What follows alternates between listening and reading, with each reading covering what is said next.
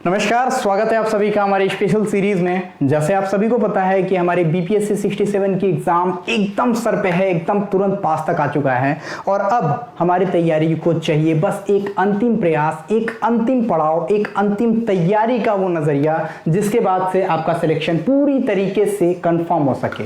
जी हाँ, मैं बात कर रहा हूँ हमारे लक्ष्य सीरीज की जिसको हम लोगों ने प्रोग्राम किया है स्पेशली बीपीएससी 67 की प्रीलिम्स एग्जाम के लिए, जो हो रहा है आपका 8 मई यानी कि कुछ ही दिनों के बाद।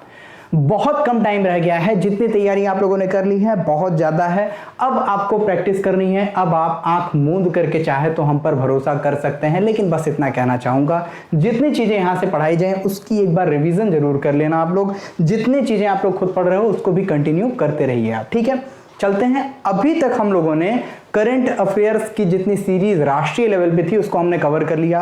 अब हम अंतरराष्ट्रीय लेवल की यानी कि जो दूसरा सेगमेंट होता है हमारे मैगजीन का, उसको यहाँ पे मॉडल क्वेश्चंस के थ्रू डील करेंगे और यहाँ से हम लोग आगे चलेंगे, जो हमारे लिए बहुत ही ज्यादा बेहतरीन होगा। देखिए, पहला क्वेश्चन इंटरनेशनल करंट अफेयर जो हमारी मैगजीन का दूसरा सेगमेंट है उससे ये रहा। क्वेश्चन पूछा है, हाल ही में यूक्रेन से भारतीय छात्रों की वापसी हेतु कौन सा ऑपरेशन चलाया गया। आपके सामने 5 ऑप्शन, क्योंकि बीपीएससी में भी 5 ऑप्शन देते हैं आपके। ऑपरेशन गंगा, ऑपरेशन देवी शक्ति, वंदे भारत मिशन, ऑपरेशन समुद्र सेतु, उपरोक्त में से कोई नहीं या एक से अधिक। और आंसर आपका हो जाएगा, देखिए हमारी मैगजीन यहाँ पे खुल चुकी है। अंतरराष्ट्रीय करंट अफेयर जो हमारा दूसरा सेगमेंट था, इसको आज हम कवर करेंगे। देखिए, सबसे पहला टॉपिक यहाँ पे दिया हुआ है यूक्रेन संकट में भारतीय छात्रों की वापसी से रिलेटेड। तो अभी तक जो है 17,000 से अधिक छात्रों की वापसी कराई गई इस ऑपरेशन के तहत। आपको बता दिया जाए कि 20,000 छात्र जो हैं यूक्रेन में पढ़ाई करते हैं, जिसमें से मैक्सिमम स्टूडेंट जो हैं भारतीय स्टूडेंट जो कि मेडिकल की पढ़ाई करने वाले स्टूडेंट थे। आगे बताते हैं, 9 मार्च 2022 को संकटग्रस्त क्षेत्र यूक्रेन से लगभग 17,000 से अधिक छात्रों में लगभग 20,000 भारतीय छात्रों को ऑपरेशन गंगा अभियान के तहत, यानी पहला वाला ऑप्शन आपका सही हो जाएगा, के तहत निकाला गया। इस अभियान के तहत यूक्रेन के मेडिकल, इंजीनियरिंग और अन्य शिक्षा के क्षेत्र में पढ़ने वाले छात्रों और वहां के नौकरी करने वाले जो पेशेगर जो भी हमारे यहाँ के नागरिक थे उनको निकालने की कोशिश की गई।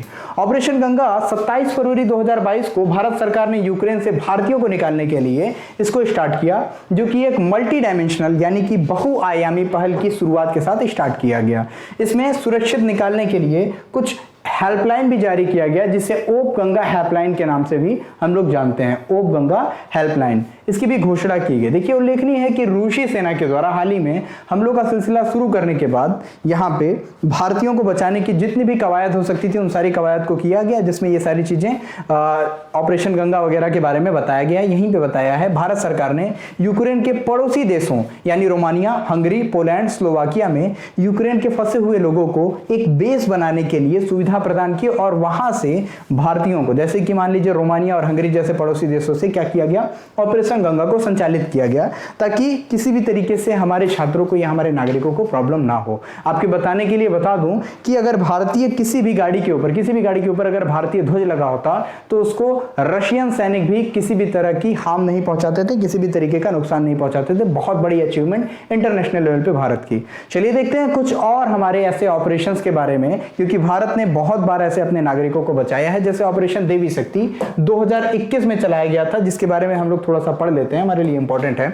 ऑपरेशन देवी शक्ति चलाया गया था हमारे अफगानिस्तान में जो नागरिक फंसे हुए थे। अफगानिस्तान में जब तालिबान संकट आया था अगस्त 2021 में, तो इन्हें जो है ऑपरेशन देवी शक्ति के माध्यम से निकाला गया। वंदे भारत मिशन इसी तरीके से 2020 में कोरोना वायरस के कारण वैश्विक यात्रा पर प्रतिबंध लगने से विदेश में जितने भी नागरिक फंसे हुए थे उन्हें वापस लाया गया था। 30 अप्रैल 2021 तक लगभग 60 लाख भारतीयों को वापस लाया गया। नेक्स्ट आपका आता है ऑपरेशन समुद्र सेतु, जो कि 2020 से रिलेटेड है। यह भी कोविड-19 महामारी के दौरान समुद्र के माध्यम से जिन लोगों को वापस लाया गया उससे रिलेटेड है। 3,992 भारतीय नागरिकों को समुद्र के रास्ते वापस लाया गया था। इसके बाद आता है ब्रुसेल से निकासी 2016 से रिलेटेड इशू, जिसको कि कोई नाम तो नहीं दिया गया था, लेकिन ब्रुसेल से निकासी की गई थी 2016 में, जब बेल्जियम जेनवेंटेन में ब्रुसेल्स हवाई अड्डे पर और मध्य ब्रुसेल्स जो एक तरीके से मध्य ब्रुसेल्स है, यहाँ पे मालबीक मेट्रो स्टेशन पे एक आतंकवादी हमला हुआ था और इस अभियान के तहत जेट एयरवेज की फ्लाइट से 28 क्रू मेंबर समेत कुल 242 भारतीयों को वापस लाया गया था भारत। आगे हम बात करते हैं ऑपरेशन राहत की, जो 2015 में चलाया गया था। इसमें यमन संकट से रिलेटेड जो हमारा ऑपरेशन राहत चलाया गया था, इस ऑपरेशन के तहत यमन से 41 देशों के 960 विदेशी नागरिकों के साथ 4640 से अधिक भारतीयों को भी वापस लाया गया था। इसको भी आप रिलेट करके याद कर सकते हैं। बात यही नहीं थमती है,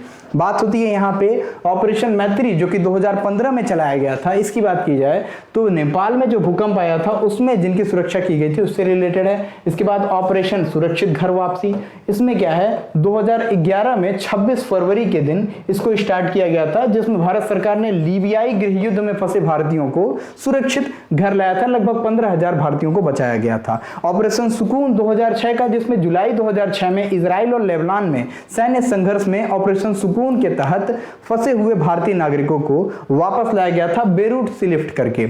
आफ्टर दैट कुवैत एयरलिफ्ट, जिसपे की मूवी भी बनी हुई है एयरलिफ्ट नाम की, 1990 का टाइम है, जिसमें कि इराक कुवैत लड़ाई के बाद कुवैत में फंसे लगभग 1,70,000 से अधिक भारतीयों को वापस भारत सही सलामत उनके देश लाया गया था। इतनी चीजें आप रिलेट कर लेंगे। सो आंसर विल बी, देख लीजिए यहाँ पे ऑपरेशन गंगा हो जाएगा फर्स्ट नंबर ऑप्शन। बाकी सारे ऑप्शंस को भी हमने यहीं पे रिलेट कर लिया। नेक्स्ट क्वेश्चन आपसे पूछा है डोनेट्स्क एंड लुहांस्क, ये किस देश से संबंधित क्षेत्र हैं? देखिए यूक्रेन, बेलारूस, पोलैंड, रोमानिया या इनमें से कोई नहीं। And the answer is Ukraine. क्यों?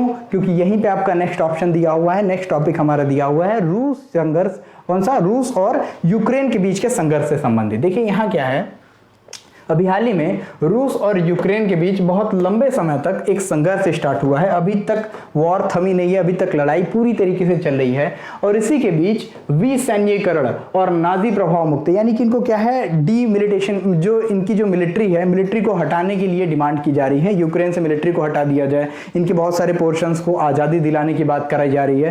तो रशिया ने इसमें क्या किया, इनके डोनबास रीजन में, डोनबास एक क्षेत्र है इनका, पूर्वी यूक्रेन जिसको बोलते हैं, इनके डोनेट्स्क और लुहांस्क, इन दोनों विद्रोही क्षेत्रों को स्वतंत्र क्षेत्र घोषित कर दिया। हालांकि जब भी आपसे क्वेश्चन पूछा जाए तो आप ये मत सोच लेना कि इसको स्वतंत्र घोषित कर दिया गया तो ये अलग देश बन गया। इंटरनेशनली जब तक कोई ऑथेंटिकेशन नहीं मिलता है तब तक आप किसी भी चीज पे मुहर मत लगाना। जितने भी आयोग हैं, चाहे वो बीपीएससी हो, यूपीपीसीएस हो, यूपीएससी हो, जितने ऑथेंटिक सोर्सेज होते हैं उन्हीं को लेकर के चलता है। तो अभी भी लुहांस्क एंड डोनेट्स्क की बात की जाए तो ये यूक्रेन का ही पार्ट माने जा रहे हैं, लेकिन रशिया ने इनको आजाद करके इनकी घोषणा कर दी देश के रूप में। वर्तमान रूस यूक्रेन संघर्ष के कारण क्या क्या है? तो कारणों में यूक्रेन की नाटो में सदस्यता प्राप्त करने का जो प्रयास था यूक्रेन का रूस और पश्चिमी देशों के बीच एक महत्वपूर्ण बफर क्षेत्र होना। बफर क्षेत्र का क्या मतलब होता है? जैसे बीच में एक ऐसा एरिया है जिसके दोनों साइड बड़े बड़े देश हैं ताकि बीच में लड़ाई ना हो, उस वजह से बिचौलिया एक बीच में रहता है, रेफरी टाइप का। आगे नॉर्ड स्ट्रीम 1 गैस पाइपलाइन जो यूक्रेन से होकर के जाती है जर्मनी तक, इसके लिए रूस यूक्रेन को टैक्स के रूप में भारी धन देता है। और रशिया ये नहीं चाहता था कि बहुत ज़्यादा हम ही पैसा दे रहे हैं और हमारे ही पैसे से ये हमारे खिलाफ साजिश रच रहा है। तो इनकी थोड़ी कोशिश थी कि हम क्या करें, इनके क्षेत्र को ही कब्जा लेते हैं, यूरोप में जितनी हमारी गैस सप्लाई जाती है खुद ही भेज दिया जाए। आफ्टर दैट रूस का दृष्टिकोण क्या है, रशिया किस तरीके से इस कॉन्फ्लिक्ट को देखता है? तो रूस का दृष्टिकोण है कि नाटो के विस्तार से सोवियत संघ के विखंडन से पहले किए गए वादों का उल्लंघन किया गया, क्योंकि नाटो ने ऐसा कहा था पहले ही कि हम जो है सोवियत संघ को भले ही 15 देशों में अलग अलग बांट रहे हैं, लेकिन हम इसके क्राइटेरिया, इसके क्षेत्र में इंटरफेयर नहीं करेंगे, लेकिन फिर भी ये इंटरफेयर किया जा रहा है। नाटो में यूक्रेन का प्रवेश रूस के लिए खतरे की स्थिति को पार कर जाएगा और राजनीतिक मुद्रा रूस के लिए एक तरीके से बोल सकते हैं ना, सतत सुरक्षा, सस्टेनेबल सिक्योरिटी का इश्यू बन जाएगा। और अमेरिका और ब्रिटेन समेत दुनिया के 30 देश नाटो के प्रेजेंट टाइम में मेंबर हैं। इसके साथ ही देखा जाए कि रूस ये भी चाहता है नाटो अपना विस्तार रूस में ना करे और धीरे धीरे यूक्रेन में भी ना करे, उसके आसपास के किसी देश में ना करे, किसी तरीके से बाउंड्री शेयर ना कर पाए। इस वजह से इन देशों पे ये हमेशा अपना प्रभाव, अपना प्रेशर बना करके रखता है। कुछ मुख्य बिंदु और हैं, जैसे यूक्रेन की सीमा पश्चिम में यूरोप और पूर्व में रूस से जुड़ी हुई है। 1991 तक यूक्रेन पूर्ववर्ती सोवियत संघ का ही हिस्सा था और 1991 में सोवियत संघ यानी यूएसएसआर जब टूटता है तो इसके बाद 15 नए देश बनकर के सामने आते हैं, जिसके बारे में हमारे मैगजीन में लिखा है। रूस और यूक्रेन के बीच तनाव नवंबर 2013 में तब शुरू हुआ था जब वहां के तत्कालीन राष्ट्रपति विक्टर यानुकोविच ने यूक्रेन का विरोध शुरू किया था, जब उन्हें यूक्रेन का समर्थन पूरी तरीके से रशिया का समर्थन था उसके बाद भी। रशिया ने समर्थन किया था, इसके बाद भी इन्होंने विरोध किया था। इसी वजह से 2014 में क्रीमिया पर रशिया ने कब्जा कर लिया। आपसे एक और क्वेश्चन पूछ सकता है कि क्रीमिया पर रूस ने कब कब्जा किया था? 2014 में कब्जा किया था। ओके, आगे कुछ और चीजें हैं। रूस ने दक्षिणी यूक्रेन पर कब्जा कर लिया, which is not so important for your upcoming exams. जितना इंपॉर्टेंट है उतना मैंने आपको पढ़ा दिया। सेना के बीच डोनबास प्रांत में एक तरीके से संघर्ष जो है शुरू हो जाता है। इसके बाद 1991 में की बात थोड़ी सी बताई गई है। यूक्रेन सोवियत संघ से जब अलग हुआ था, इसके बाद क्रीमिया को लेकर के दोनों देशों के बीच कैसे बहुत ज्यादा टकराव होता है और आपस की जो इनकी खाई है बढ़ती चली जाती है। और शांति कायम करने के लिए 2014 के बाद फ्रांस और जर्मनी ने 2015 में बेलारूस की राजधानी मिन्स्क में दोनों देशों के बीच में एक शांति समझौता भी, एक पीस पैक्ट जो है साइन कराया था। प्रेजेंट की बात की जाए तो यूक्रेन जो है फिर से नाटो से करीबी और दोस्ती करता चला जा रहा था, जिस वजह से 24 फरवरी 2022 को यूक्रेन पर रशिया ने हमला बोल दिया था। इसके बाद हमारा नेक्स्ट टॉपिक आता है। हालांकि यूक्रेन और इसकी जो पृष्ठभूमि है इस सबको आप लोग पढ़ लीजिएगा, ये सारी चीजें आपको प्रोवाइड कर दी जाएंगी। इसको आप लोग देखते रहिए, पढ़ते रहिए, पूरी मैगजीन का भरपूर लाभ लीजिए। और यूक्रेन और संघर्ष के बीच में जो संयुक्त राष्ट्र महासभा यानी यूनाइटेड नेशन जनरल असेंबली की जो निंदा प्रस्ताव है, इसमें भी कुछ देशों ने सहयोग किया। जैसे 141 देशों ने वोटिंग की, 5 ने इसके विरोध में वीटो किया और भारत सहित 35 देशों ने इस प्रस्ताव में वोट ही नहीं दिया था। ये सारे वोट के बारे में आप समझ सकते हैं। आइए देखते हैं अपने अगले मॉडल क्वेश्चन की तरफ, जो हमारे मैगजीन से डायरेक्टली उठ करके आया है। इसका तो आंसर हो जाएगा आपका यूक्रेन। नेक्स्ट क्वेश्चन है आपका, निम्न में से किस देश में से हाल ही में रूस के प्रति प्रतिबंध लगाने की घोषणा की है? किस देश ने अभी हाल ही में रूस के प्रति प्रतिबंध लगाने की घोषणा की है? भारत, चीन, पाकिस्तान, स्विट्जरलैंड, उपरोक्त में से कोई नहीं या एक से अधिक? पहले ही जान लीजिए, भारत रूस से दुश्मनी नहीं करने वाला है चाह के भी। रीजन इस वजह से क्योंकि 60% तक हमारे जो डिफेंस इक्विपमेंट्स हैं ये रशिया से ही लगभग परचेज किए जाते हैं। इसके आगे चीन आ जाता है, जो कि प्रेजेंट टाइम में बहुत बड़ा दोस्त बन करके रशिया का उभरा हुआ है। आगे पाकिस्तान, जब तक भारत कोई दूसरा रास्ता नहीं लेता है, पाकिस्तान भी इंटरनेशनल लेवल पे कोई दूसरा रास्ता नहीं लेता है। ये एक छोटा भाई कहिए या जो भी चीज कहिए, इसको हमेशा यही लगा रहता है कि पहले आप चलो फिर मैं चलूंगा, ठीक है। खैर, स्विट्जरलैंड आपका आंसर हो जाएगा और इसके बारे में हमारी मैगजीन के दूसरी पेज पर दिया हुआ है। देखिए पेज नंबर कौन सा आपका? 16 है। स्विट्जरलैंड जो कि हमेशा अपने आप को तटस्थ रखता था, हमेशा अपने आप को सेपरेट रखता था, अपने आप को क्या है अलग रखता था, मार्च 2022 में इसने यूक्रेन संकट में अपनी तटस्थता को छोड़ते हुए, इसने जो अपने आप को हमेशा अपने आप को पार्शियल रखा हुआ था, ठीक है, मतलब एक तरीके से जो ये सोच सकते हैं ना कि अपने आप को क्या रखा था, अलग रखा हुआ था, अपने आप की तटस्थता को छोड़ करके ये क्या करता है, रूस के खिलाफ प्रतिबंध लगाना स्टार्ट कर दिया। इसकी तटस्थता की नीति क्या है, इसका विकास कैसे हुआ? तो देखिए रूस ने अपनी तटस्थता की नीति, तटस्थता का मतलब होता है अलग रहना, ना हम हाँ बोलेंगे ना हम नहीं बोलेंगे, जैसे कि इंडिया प्रेजेंट टाइम में कर रहा है बहुत ही अच्छे तरीके से। आगे देखते हैं, उसकी इस नीति को शांतिवाद की अवधारणा मानकर भ्रमित नहीं होना चाहिए, क्योंकि स्विट्जरलैंड में पुरुषों के लिए सैन्य सेवा में शामिल होना अनिवार्य है। देखिए बहुत ही शांतिप्रिय कंट्री है, लेकिन ऐसा देश भी है जहाँ पे कोई भी इंसान जो ही युवा होता है उसको आर्मी में शामिल होना अनिवार्य है, यानी कि उनको कुछ टाइम सैनिक की मतलब एक तरीके से जो ट्रेनिंग होती है वो ट्रेनिंग लेना पूरी तरीके से कंपलसरी है। ये एक ऐसी कंट्री है जहां पे आर्मी की जो ट्रेनिंग होती है कंपलसरी कर दी गई है। 1783 में पेरिस संधि के तहत स्विट्जरलैंड के एक तटस्थ क्षेत्र के रूप में इसको स्वीकार किया गया था।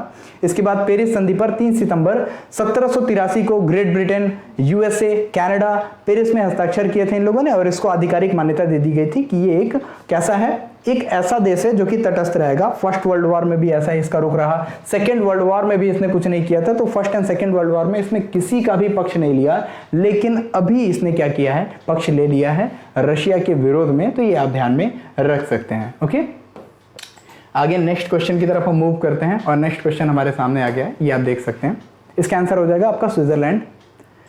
निम्न में से किस देश में हाल ही में जंगली पोलियो का मामला सामने आया है? बहुत ही ज्यादा खतरनाक बीमारी। अफगानिस्तान, पाकिस्तान, मलावी, चीन, उपरोक्त में से कोई नहीं या इनमें से अधिक? देखिए आप लोग कमेंट सेक्शन में तुरंत बताइएगा कि इसका आंसर क्या होगा। मैं आपको आर्टिकल पढ़ के बता दे रहा हूं, थोड़ा सा इसमें ट्रिक है, थोड़ा सा ट्रिक है, आप देखिएगा। इसमें फरवरी 2022 में 3 साल के बच्चे में जंगली पोलियो का एक मामला पाए जाने के बाद, देखिए इसको पोलियो आउटब्रेक भी बोलते हैं, ठीक है, क्या है, जंगली पोलियो का मामला पाए जाने के बाद मलावी ने एक जंगल पोलियो के प्रकोप की घोषणा की, एक जंगली पोलियो के प्रकोप की घोषणा की। वाइल्ड पोलियो के नाम से भी इसको जाना जाता है। 5 साल से अधिक समय में अफ्रीका में अपनी तरह का एक पहला मामला ये सामने आया है। 2020 की बात करें तो अफ्रीका कॉन्टिनेंट में सभी प्रकार के जंगल पोलियो से इसको मुक्त घोषित किया गया था। लेकिन मलावी की सरकार ने वर्तमान में अपनी जो वैक्सीनेशन की प्रोसेस है, टीकाकरण की जो प्रोसेस है, उसको बढ़ाने के लिए धीरे धीरे काम कर रहा है और इन सारी जितनी बीमारियां हैं उसको रोकने के लिए भी काम कर रहा है।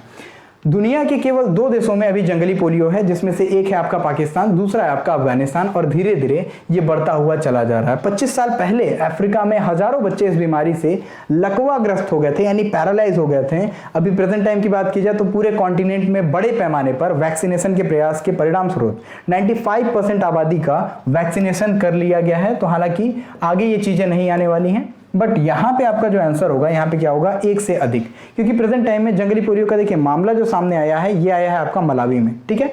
लेकिन अफगानिस्तान पाकिस्तान से ये खत्म नहीं हुआ है, तो इसको भी आप बता सकते हैं, दोनों को बता सकते हैं। सिर्फ आपसे रिसेंटली अगर पूछ दे, हाल ही में अगर वर्ड आ जाए हाल ही में, तो आपका आंसर मलावी हो जाएगा। तो आंसर आप मलावी ही जाने। अगर आपसे ये पूछ दे कि जंगली पोलियो का मामला किन किन देशों में वर्तमान में पाया जा रहा है, तो आपका 1 से अधिक हो जाएगा, यानी अफगानिस्तान, पाकिस्तान एंड मलावी। ध्यान से रखिएगा, ठीक है। अंध महाद्वीप के रूप में यानी ब्लैक कॉन्टिनेंट या फिर ब्लाइंड कॉन्टिनेंट के रूप में भी हम लोग किसे जानते हैं, अपनी अफ्रीका कॉन्टिनेंट को। नेक्स्ट क्वेश्चन आपके सामने, बाबुश्का बटालियन किस देश से संबंधित है? आपने इस पे बहुत सारे आर्टिकल्स भी पढ़े होंगे, the Indian express, the Hindu और हमारे दैनिक जागरण के राष्ट्रीय संस्करण से लेकर के जनसत्ता के न्यूज़पेपर में छाया रहा और बहुत ज्यादा आर्टिकल्स को शोभा बढ़ाने में ये सामने आया। रूस, यूक्रेन, बेलारूस या जापान, उपरोक्त में से कोई नहीं, 1 से अधिक कौन सा आंसर होगा ये हम देख सकते हैं अपने नेक्स्ट पेज नंबर 17 पे। बाबुश्का बटालियन ये रूस यूक्रेन तनाव के बीच एक बटालियन के रूप में सामने आया है, एक ग्रुप के रूप में सामने आया है, आर्मी की एक ग्रुप की। कौन सी? ये यूक्रेन में कॉन्स्टेंटिनोस्वा और बाबुश्का यानी बूढ़ी जो महिला होती हैं, ये बूढ़ी महिलाओं की एक सेना को 2014 से वहां पे जब कॉन्फ्लिक्ट स्टार्ट हुआ था, वहां पे जब संघर्ष स्टार्ट हुआ था, उसके बाद से स्वेच्छा से ये काम कर रहे हैं। एक अपनी तरह की बनाई गई इनकी आर्मी है, जिसमें जो बूढ़ी महिलाएं हैं ये विरोध करती हैं अगर देश विरोधी किसी भी तरह की एक्टिविटी वहां पे देखने को जो भी मतलब अगर देखने को मिलती है। इन्होंने क्या है, इन्होंने खाई खोदी है, जाल बनाया है, आपूर्ति की है, चिकित्सा देखभाल की पेशकश की है और एक लुकआउट टावर बनाया है। मतलब समझ लीजिए इन्होंने एक ऐसा टावर बनाया जहां से चीजें दिखाई दें, खाई खोदी है जहां पे बैठ करके वो किसी अपने दुश्मन की तरफ टारगेट कर सकें। इनकी ट्रेनिंग इन्होंने खुद ही अपनी ट्रेनिंग को ऑर्गेनाइज किया, एक एनजीओ की तरीके से काम करते हुए ये पूरे देश में देशभक्ति जगाते हुए और देश की जो है सहयोग में सामने आई हैं। तो ये यूक्रेन की तरीके से है, ये ध्यान में रख सकते हैं। दक्षिणपंथी आंदोलन अज़ोव, जिसको अज़ोव बोलते हैं, इसके द्वारा इसे संगठित किया गया था, बनाया गया था। अज़ोव आंदोलन या अज़ोव मूवमेंट जिसको बोलते हैं, ये एक दक्षिणपंथी आंदोलन है, ध्यान रखिएगा। ये स्वयंसेवक इन्फेंट्री मिलिट्री यूनिट है जो एक अति राष्ट्रवादी है, मतलब बहुत ज्यादा ये नेशनलिस्ट होते हैं। इन पर श्वेत वर्चस्ववादी यानी व्हाइट सुपरमैचिस्ट या नव नाजी विचारधारा, नियो नाजी आइडियोलॉजी को जिसको बोलते हैं, इसको आश्रय देने का आरोप लगाया जाता है। यानी इनके अंदर क्या है, इनके दिमाग में ऐसा माना जाता है, इनको लगता है कि हम ही पूरी तरीके से आरोप लगाते हैं हालांकि, ठीक है, इनको लगता है कि हम ही सर्वोच्च हैं, हम ही सबसे ऊपर हैं। ऐसी आइडियोलॉजी के साथ ये थोड़े से आगे बढ़ते हुए दिखाई देते हैं, इसके बारे में यहाँ पे बताया गया है। सो क्या हो जाएगा आपका आंसर? आपका आंसर हो जाएगा यूक्रेन, यानी कि option B is the right option, ठीक है, राइट आंसर। ओके। फरवरी 2022 में किस देश के प्रधानमंत्री जस्टिन ट्रूडो ने राष्ट्रीय आपातकाल की घोषणा की? तो जस्टिन ट्रूडो सबसे पहले आपको पता हो जाएगा ये कनाडा के क्या हैं, राष्ट्रपति हैं। 4 ऑप्शन आपके सामने तो दिया हुआ है, लेकिन जो ऑप्शन सही है उस ऑप्शन को आप लोग तुरंत लगाइएगा, ऐसे क्वेश्चंस आपसे अक्सर पूछे जाते हैं। हालांकि अभी राष्ट्रीय आपातकाल की घोषणा बहुत सारे देशों में हुई है, जैसे माली की बात कर ली जाए, श्रीलंका की बात की जाए, म्यांमार में भी ऐसा ही संकट कुछ दिखाई दे रहा है। बहुत सारी कंट्रीज में ऐसे राष्ट्रीय आपातकाल के प्रोग्राम देखने को मिल रहे हैं। देखिए कनाडा में राष्ट्रीय आपातकाल 14 फरवरी 2022 को लगाया गया, जब इनके प्रधानमंत्री जस्टिन ट्रूडो ने ऐसी घोषणा की कि स्वास्थ्य नियमों के खिलाफ, जो ये कोविड की बात कर रहे हैं, ठीक है, कोविड स्वास्थ्य नियमों के खिलाफ ट्रक वालों का जो विरोध प्रदर्शन था, इसको समाप्त करने के लिए राष्ट्रीय आपातकाल की इन्होंने घोषणा की। ये कनाडा के इतिहास में केवल दूसरी बार है जब शांति काल में ऐसी शक्तियों का प्रयोग किया गया है। वर्ष 2017 के अक्टूबर संकट के दौरान जो एक्स प्राइम मिनिस्टर थे इनके, पियरे ट्रूडो, जस्टिन ट्रूडो के पिता थे ये, इन्होंने भी एक इमरजेंसी एक्ट यानी कि आपातकालीन अधिनियम का उपयोग किया था जब चरमपंथी अलगाववादी थे। अलगाववादी अपने आप को अलग करने की कोशिश करते हैं। आई होप आप इन सारी चीज टर्म्स को समझ रहे होंगे, ये कीवर्ड्स को। आगे बात करते हैं, एक ब्रिटिश व्यापार अताशे और एक क्यूबेक मंत्री पियरे लैप्रेट, इनके अपहरण के बाद सामान्य स्थिति को बहाल करने के लिए यहाँ पे सैनिकों को क्यूबेक भेजा गया था और इसी टाइम पे एक बार और यहाँ पे क्या लगाया गया था, आपातकाल। यानी अभी तक मात्र 2 बार कनाडा जैसी कंट्री में क्या लगाया गया है, आपातकाल लगाया गया है। अगर आपको कनाडा और अमेरिका के बीच की जितने भी जियोग्राफिकल लोकेशंस को बहुत ही डीपली स्टडी करना है तो डेली देखिए हमारे करंट अफेयर्स की सीरीज को, उसमें बहुत ज्यादा डीपली ये सारी चीजों को मैं डील करता हूं पर डे। नेक्स्ट क्वेश्चन आपका, सॉरी नेक्स्ट क्वेश्चन तो यहाँ पे मिलेगा आपका, क्वेश्चन तो आपका यहीं पे है, बस वेट फॉर अ मिनट। यह है आपका नेक्स्ट क्वेश्चन, हाल ही में किस देश के मुख्य न्यायाधीश पर महाभियोग की प्रक्रिया चला करके उन्हें हटा दिया गया। हालांकि महाभियोग की प्रक्रिया चलाई गई और उनको हटाया गया। बहुत बड़ी बात हो जाती है जब किसी देश के चीफ जस्टिस यानी कि मुख्य न्यायाधीश को हटाया जाता है महाभियोग प्रक्रिया के द्वारा। भारत, अमेरिका, नेपाल, पाकिस्तान, उपरोक्त में से कोई नहीं या इनमें से कोई नहीं, ठीक है, या इनमें से एक से अधिक। तो देख लीजिए आपका आंसर हो जाएगा नेपाल। ध्यान रखिएगा नेपाल के जो मुख्य न्यायाधीश हैं इन पे शैलेंद्र शमशेर नाम है इनका, ठीक है, शैलेंद्र शमशेर, इनके ऊपर अभी हाल ही में क्या लगाया गया, इनके ऊपर महाभियोग लगाया गया। इनके ऊपर क्या लगाया गया, महाभियोग, इसको आप ध्यान में रख सकते हैं। और इनको क्या है, वेट फॉर अ मिनट, यहाँ पे हम देख लेते हैं, फरवरी 2022 में नेपाल के जो मुख्य न्यायाधीश हैं इनके ऊपर क्या लगाया गया, महाभियोग। महाभियोग का मतलब होता है इनके ऊपर हटाने की जो प्रोसेस होती है उसको चलाया जाता है, ठीक है। इनको महाभियोग प्रक्रिया का सामना करना पड़ा और उन्हें निलंबित कर दिया गया है। वह 7 साल में महाभियोग का सामना करने वाले नेपाल के दूसरे चीफ जस्टिस हैं, मुख्य न्यायाधीश हैं। नेपाल में मुख्य न्यायाधीश को निलंबित करने के लिए सदन की कुल संख्या का 25% वोट पर्याप्त है। अगर पूरी सदन में यानी इनकी पूरी पार्लियामेंट में 25% ऑफ मेंबर्स अगर वोट कर देते हैं कि महाभियोग लगना चाहिए तो महाभियोग लगा दिया जाएगा। आगे की बात करते हैं, ये है कौन, शैलेंद्र शमशेर। इनसे जुड़े हुए विवाद की बात की जाए तो नवंबर 2021 में राणा के खिलाफ, राणा इनका पूरा नाम है, ओके, इनके खिलाफ सुप्रीम कोर्ट के जज हड़ताल पर चले गए और इसके बाद राणा केवल विशिष्ट पीठ जो होते हैं यानी जो स्पेशल जो हमारी पीठ होती हैं उसके लिए ही ये काम करते थे, उनके मामले ही आवंटित कर रहे थे। महत्वपूर्ण राजनीतिक मामलों को छोड़ रहे थे, उन सारी चीजों में ये खुद ही नहीं इंटरफेयर कर रहे थे। इनकी पूरी पावर को भी पूरी तरीके से एक तरीके जो होता है ना लिमिटेड कर दिया गया था।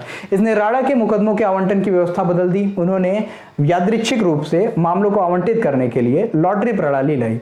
इसके अलावा राणा पर भ्रष्टाचार, अदालत, कुप्रबंध, सरकार से संबंधित सुनवाई में देरी, इन सारी चीजों के बहुत सारे आरोप लगे थे। हालांकि इन पे आरोप भी लगता है कि ये बहुत ही पॉलिटिकल टाइप के नेता हैं और हमेशा पॉलिटिक्स को बीच में रख करके चलते हैं। इस वजह से इनके ऊपर महाभियोग की प्रक्रिया चला के इनको हटाया गया। तो नेपाल के शैलेंद्र शमशेर राणा का नाम आप याद रखते रहिएगा और सारी चीजें नेपाल के बारे में आपको बताते रहता हूँ। बाकी सारी चीजें हमारे मैगजीन से आपको मिलती ही चली जाएंगी, ठीक है। प्रेजेंट टाइम में शेर बहादुर देवबा की सरकार चल रही है, ये भी आप रिलेट करके बता सकते हैं। नेक्स्ट क्वेश्चन हमारे सामने जो आ गया है इसको ध्यान में देखेंगे।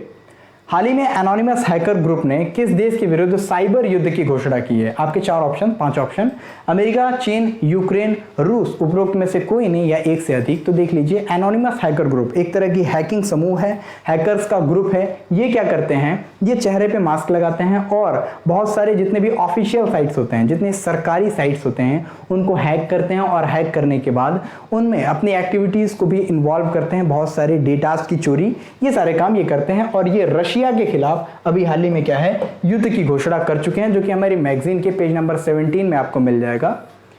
यहां पे एनोनिमस हैकर ग्रुप हाल ही में यूक्रेन पर रूसी आक्रमण के बाद एनोनिमस हैकर ग्रुप ने रूस के खिलाफ साइबर युद्ध की घोषणा की और रूस की सरकारी वेबसाइटों को टारगेट किया। उसने बेलारूसी हथियारी फर्म ट्रेटोएडर से 200 GB ईमेल भी जारी किया, जिसने यूक्रेन पर आक्रमण के दौरान रूस को सैन्य सहायता की पेशकश की थी। यानी ये सिर्फ रूस के खिलाफ ही नहीं है, ये बेलारूस के भी खिलाफ है। बेलारूस के अगेंस्ट भी इन्होंने अपनी जितने भी युद्ध की घोषणा एक तरीके से कर दी। इसके अलावा एनोनिमस ने रूसी टेलीविजन चैनलों को हैक किया, यूक्रेन के बिना सेंसर वाले समाचार एक तरीके से प्रसारित किए और उनके माध्यम से यूक्रेनी संगीत चलाया। रशिया के अंदर ये सारे काम ये कर रहे थे। अगर और की बात की जाए तो एनोनिमस एक इंटरनेशनल हैक्टिविस्ट समूह है। ये हैक करते हैं जितने भी सिस्टम होते हैं और एक आंदोलन टाइप का है। ये सरकारी एजेंसियों, संस्थानों, सरकारों, इन सारे निगमों के खिलाफ साइबर अटैक्स के लिए इनको जाना जाता है। ये एक तरह की फॉक्स मास्क लगाते हैं। फॉक्स मास्क कैसे, गाय फॉक्स मास्क का क्या मतलब होता है, ऐसे टाइप का जोकर टाइप की एक मास्क होती है इनकी, उसको ये लगाए रहते हैं। और कुछ एनॉन्स, इनको एनॉन्स भी कहा जाता है, ध्यान रखेंगे। कुछ एनॉन्स अपनी आवाज को छिपाने के लिए वॉइस चेंजर या टेक्स्ट टू स्पीच टूल का इस्तेमाल करते हैं। इस तरह की चीज़ों को दिखा करके, इस तरह की चीज़ों को यूज़ करके ये क्या करते हैं, अपनी आइडेंटिटी छुपाते हैं और फिर उसके बाद से आगे जो एक्टिविटीज़ होती हैं उसको एग्जीक्यूट करते हैं। तो आंसर हो जाएगा आपका रशिया। बेलारूस होता तो भी बता देते हैं हम। चर्चा में रहा नॉर्ड स्ट्रीम 2 गैस पाइपलाइन रूस और किस देश के मध्य के समझौते से संबंधित है? जर्मनी, यूक्रेन, ब्रिटेन, फ्रांस, उपरोक्त में से कोई नहीं या एक से अधिक। देखिए एक बात यहीं पे अपडेट करने की बात थी, हमारी मैगजीन में भी वो जब आया था तो पूरी तरह से अपडेटेड था, और ज़्यादा अपडेट करके आपको मैं बता दूं अभी, नॉर्ड स्ट्रीम 2 गैस पाइपलाइन जो है रशिया और जर्मनी से हो करके जाने वाला, रशिया और जर्मनी के बीच में गैस की सप्लाई से लेकर के होने वाला एक समझौता था। आगे बात कर लेते हैं, प्रेजेंट टाइम में जर्मनी ने इससे पूरी तरीके से अपने आप को अलग कर लिया है यूक्रेन पे संघर्ष की वजह से। बहुत सारी एक्टिविटीज़ हुई, इंटरनेशनल लेवल में बहुत सारे इश्यूज हैं, इसलिए ये सारी चीज़ें बहुत ज़रूरी हो जाती हैं। जैसे कि नॉर्ड स्ट्रीम 2 एक 1200 यानी 1200 किलोमीटर लंबी पाइपलाइन है जो बाल्टिक सी के माध्यम से रूस में उस्तलुगा से जर्मनी में ग्रिप्सवाल्ड नाम की एक जगह तक फैली हुई है। अगर और की बात की जाए तो इस पाइपलाइन में लगभग पर डे सालाना 55 अरब घन मीटर गैस की आपूर्ति होगी और 2015 में इस पाइपलाइन को बनाने का डिसीजन लिया गया था, जिसका लगभग 98% का निर्माण कार्य पूरा कर लिया गया है, 2% कार्य और बाकी था। अगर और की बात की जाए तो नॉर्ड स्ट्रीम 2 का निर्माण रूसी ऊर्जा प्रमुख गज़प्रोम और यूरोप की 5 अन्य फर्मों के द्वारा किया जा रहा है। इससे होगा क्या, यूरोप में जो सप्लाई है, किस चीज़ की सप्लाई, गैस की सप्लाई, वैसे भी रशियन एजेंसी या रशियन जितने भी कंट्रीज़ हैं, रशियन नहीं, जितने भी यूरोपियन कंट्रीज़ हैं, ये मैक्सिमम किस पे डिपेंडेंट हैं, ये रशिया की गैस सप्लाई या पेट्रोलियम सप्लाई पे पूरी तरीके से आधारित हैं, पूरी तरीके से डिपेंडेंट हैं। लेकिन प्रेजेंट टाइम की बात की जाए तो इतना विरोध करने के बाद भी कुछ इन्होंने अपनी कटौती की है, लेकिन बहुत ज़्यादा कटौती नहीं कर पाए हैं। आगे और बात करते हैं, नॉर्ड स्ट्रीम 2 के बारे में विवाद क्या है? तो अमेरिका नॉर्ड स्ट्रीम 2 पाइपलाइन का आलोचक है, इसको क्रिटिसाइज करता है। उसका मानना है कि इस पाइपलाइन से जो नेचुरल गैस के लिए रूस पर यूरोप की डिपेंडेंसी है, यानी निर्भरता है, कि और ज़्यादा बढ़ जाएगी, जिससे रूस की ताकत और ज़्यादा बढ़ेगी और प्रेजेंट टाइम में यूरोपीय संघ के सदस्य नेचुरल गैस के लिए अपनी 40% आवश्यकताओं के लिए रूस पर निर्भर हो जाएंगे। आपको एक और बात बता दूं, कोई और ऑप्शन भी नहीं है इनके पास। अगर रशिया इनको गैस सप्लाई बंद कर दे तो ये बहुत ज़्यादा दाम पर और सारे जितने ओपेक कंट्रीज हैं उससे भी नहीं ले पाएंगे। और अमेरिका तो वैसे भी, जो ही ट्रंप की सरकार गई थी, जो बाइडन ने बहुत ज़्यादा अपने पेट्रो प्रोडक्ट्स को निकालने पर रोक लगा दिया था, बहुत सारे उत्पादन पर रोक लगाया था। तो इसको आप रिलेट कर सकते हैं। आपने राष्ट्रीय में जो हम लोगों ने राष्ट्रीय करंट अफेयर्स पढ़ा था, उसमें भी आप लोगों ने ऐसा एक कॉन्फ्लिक्ट पढ़ा था, उसको एक बार रिलेट कर लीजिएगा, पहली क्लास से संबंधित है वो, ठीक है। ब्रिटेन का गोल्डन वीजा कार्यक्रम बंद कर दिया गया, इस पे भी एक क्वेश्चन है हमारा। इसका तो आंसर आपका क्या हो जाएगा, आपने देख लिया कौन सा है हमारा, इसका आंसर हो जाएगा जर्मनी। और अभी हाल ही में इसको कैंसिल भी कर दिया गया स्टील को। नॉर्ड स्ट्रीम 1 पाइपलाइन की बात थोड़ा सा मैं बता दूं, नॉर्ड स्ट्रीम 1 पाइपलाइन जो है ये ब्लैक सी से होकर के यूक्रेन के रास्ते कहां तक जाता था, ये भी जर्मनी तक जाता था, मतलब ये यूरोपियन देशों तक जाता था। और यूरोपियन देशों तक जाने के तरह ये क्या करता था, ये अपने गैस सप्लाई को करता था, लेकिन यूक्रेन को इसको भारी टैक्स चुकाना पड़ता था और उस टैक्स की वजह से ही यूक्रेन उन पैसों का गलत यूज भी करता था, रशिया के खिलाफ यूज करता था। इस वजह से यह कॉन्फ्लिक्ट और ज्यादा बढ़ गया। आगे, किस देश ने हाल ही में अपना गोल्डन वीजा कार्यक्रम बंद किया है? UAE, Britain, France, America. और आंसर आपका हो जाएगा ब्रिटेन। देखिए यूएई का जो दुबई है, इन्होंने भी अपना एक गोल्डन वीजा कार्यक्रम स्टार्ट किया था, जो कि अभी बंद नहीं किया गया है, वो चल रहा है। लेकिन ब्रिटेन का जो गोल्डन वीजा कार्यक्रम था, इसको बंद कर दिया गया। इनकी जो गृह सचिव हैं प्रीति पटेल, जो भारतीय मूल की हैं, इनकी बात की जाए, इन्होंने क्या किया, इन्होंने करोड़पति निवेशकों के लिए गोल्डन वीजा कार्यक्रम को समाप्त करने की घोषणा की, क्योंकि ब्रिटेन सरकार रूसी धन के प्रभाव को रोकने का प्रयास कर रहा है। जितने रशियन पैसे हैं वो सोच रहे हैं कि इसको कम किया जाए, नहीं तो रशियन पैसे लेकर के ये लोग क्या करेंगे, वहाँ के गोल्डन वीज़ा को खरीद लेंगे और वहाँ पे आना शुरू हो जाएंगे। आगे यूके गोल्डन वीज़ा कार्यक्रम है क्या? तो ये यूके का गोल्डन वीज़ा जो कार्यक्रम है, ये धनी विदेशियों को, यानी जो फॉरेनर हैं, हमारे जो बहुत अमीर फॉरेनर हैं, उनको ब्रिटेन में निवास करने का मार्ग प्रदान करता है। और उन्होंने अगर यूके में 2 मिलियन पाउंड से अधिक का निवेश किया है तो उन्हें ये गोल्डन वीज़ा इजीली जो है मिल जाएगा। तो 2 मिलियन पाउंड का इसमें निवेश भी एक तरह से क्राइटेरिया लगा दिया गया था, लेकिन प्रेजेंट टाइम में इसको भी रोक दिया गया। देख रहे हैं आप किस तरीके से दो देशों के बीच लड़ाई है, लेकिन पूरी दुनिया उससे प्रभावित है। ये सारी चीज़ें उसी से रिलेटेड है। So the answer is Britain, यानी कि यूके हो जाएगा। नेक्स्ट क्वेश्चन है, हाल ही में FATF यानी कि फाइनेंशियल एक्शन टास्क फोर्स की ग्रे लिस्ट में किस देश को शामिल किया गया है? यूएई, ईरान, उत्तरी कोरिया, दक्षिणी कोरिया, उपरोक्त में से कोई नहीं या एक से अधिक। ध्यान रखिएगा एफएटीएफ जो है 3 तरह की लिस्ट जारी करता है। एक तो इसकी ग्रीन लिस्ट होती है जिसमें कि मैक्सिमम जो कंट्रीज हैं 141 कंट्रीज इसकी मेंबर्स हैं, तो उन सारी कंट्रीज को तो रखा जाता है। हालांकि और सारी कंट्रीज की बात की जाए तो इनकी एक ग्रे लिस्ट होती है। ग्रे लिस्ट का मतलब इनको एक तरह की चेतावनी दी जा रही है कि टेरर फंडिंग रोक दो। एक होता है ब्लैक लिस्ट। ब्लैक लिस्टेड जिन कंट्रीज को कर दिया जाता है उन कंट्रीज पे पूरी तरीके से रोक लगा दिया जाता है। उसमें ना IMF, ना वर्ल्ड बैंक, ना ही कोई भी इंटरनेशनल संस्था जो कि वित्त यानी कि फाइनेंस उपलब्ध करा सकती है, वो किसी तरह का फाइनेंस नहीं उपलब्ध कराएगी। ये है एफएटीएफ के बारे में। आइए देखते हैं एफएटीएफ की ग्रे लिस्ट में किसको शामिल किया गया है। तो हमारे पेज नंबर 17 पे डायरेक्टली आपको मिल जाएगा। हाल ही में यूएई यानी यूनाइटेड अरब एमिरेट्स को अपनी ग्रे लिस्ट में एफएटीएफ ने शामिल कर लिया है, जो वर्ष 2018 में पाकिस्तान को भी एक तरीके से ग्रे लिस्ट में शामिल किया हुआ है। और अभी तक लगभग तीसरी बार पाकिस्तान अभी तक जो है ग्रे लिस्ट में शामिल है, इससे बाहर नहीं आ पाया है। ब्लैक लिस्ट में जाने से हर बार इसको बचा लेता था यूएई, अब यूएई भी क्या चला गया, ग्रे लिस्ट में शामिल हो गया। आगे हम लोग और हालांकि दुबई टर्की की बात की जा रही थी, वो भी धीरे मतलब इसी में एक तरीके से इन्वॉल्व देखा जा रहा है। ये ग्रे लिस्ट में शामिल करने का कारण क्या है, तो धन का अवैध प्रवाह को रोकने के लिए जो पर्याप्त वित्तीय सूचना की क्षमता का अभाव है, इसकी वजह से आपने एक तो मतलब देश से कोई पैसा भेज रहे हैं आप और उसका पूरा डिटेल नहीं दे रहे हैं। पहली बात, संदिग्ध वित्तीय लेन देन को लगातार पहचान करने और रिपोर्ट करने में इन्होंने असमर्थता दिखाई। टेररिज्म के वित्त पोषण यानी उसको फाइनेंस करने की जो बात है, और धन शोधन का मतलब आप लोग समझ सकते हैं, जो मनी लॉन्ड्रिंग की बात की जाती है, इसके मामलों की अपर्याप्त जांच और अभियोजन, सही तरीके से जांच नहीं की जा रही है इसकी। ठीक है, ज्वेलरी, रियल एस्टेट, इससे रिलेटेड जितने भी उद्योग हैं, इंडस्ट्रीज हैं, इसके जोखिम और कमजोरियों के जो प्रबंधन करना था, मैनेजमेंट करना था, इसमें भी इनकी कमजोरियां सामने आई हैं। इस वजह से इसको ग्रे लिस्ट में शामिल किया गया है। आगे देखते हैं, एफएटीएफ वर्ष 1989 में G7 देशों के द्वारा स्थापित एक अंतर सरकारी यानी इंटर गवर्नमेंटल एक बॉडी है, एक निकाय है। इसका कार्य मनी लॉन्ड्रिंग यानी धन शोधन और आतंकवाद के वित्त पोषण से निपटने के लिए देश की वित्तीय प्रणाली में सुधारों को बढ़ावा देना है। आगे एफएटीएफ का उद्देश्य मनी लॉन्ड्रिंग, आतंकवादी वित्त पोषण, ऐसे रिलेटेड जितने भी खतरे हैं उनको निपटाना और अंतर्राष्ट्रीय वित्तीय प्रणाली को अखंडता के लिए अन्य कानूनी विनियामक और परिचालन उपायों के प्रभावी कार्यान्वयन को यानी एग्जीक्यूशन को बढ़ावा देना है। यानी मेनली क्या कर सकते हैं, ये टेरर फंडिंग को रोकने का काम करते हैं। और देशों की बात हम कर लेते हैं। यहाँ पे और देश है जैसे कि ईरान, उत्तरी कोरिया, फिर दक्षिणी कोरिया, ये सारे ऑप्शन जो आ जाते हैं आपके। देखिए ईरान और उत्तरी कोरिया है, इनको क्या है, इनको ब्लैक लिस्टेड करके सामने लाया गया है। हालांकि यूएई की बात की जाए ये ग्रे लिस्टेड है, दक्षिणी कोरिया तो पूरी तरीके से ग्रीन लिस्टेड है, इसको किसी भी तरह की प्रॉब्लम नहीं है। तो तीनों लिस्ट को आप ध्यान में रखते रहिएगा, एकदम दिमाग में मैप रहना चाहिए, कौन ब्लैक लिस्टेड है, कौन ग्रीन लिस्टेड है और कौन ग्रे लिस्टेड है।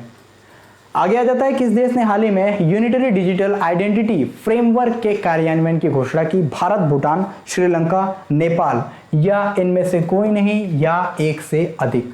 और यहीं पे आपको मिल जाएगा हमारे पेज नंबर 18 पे श्रीलंका का एकात्मक डिजिटल पहचान फ्रेमवर्क, जिसे हम लोग Sri Lanka unitary digital identity framework कह रहे हैं। ये है क्या, यहाँ की गवर्नमेंट ने 7 फरवरी 2022 को भारत के आधार कार्ड की तरह, भारत का जो आधार कार्ड है ना, उसी आधार कार्ड की तरह इन्होंने भी एक अपना कार्ड जारी किया। इन्होंने भी आइडेंटिटी को संभालने के लिए, समझाने के लिए ऐसे एक एग्जीक्यूशन किया, किसको, जिसको हम लोग Sri Lanka unitary digital identity framework के नाम से जानते हैं।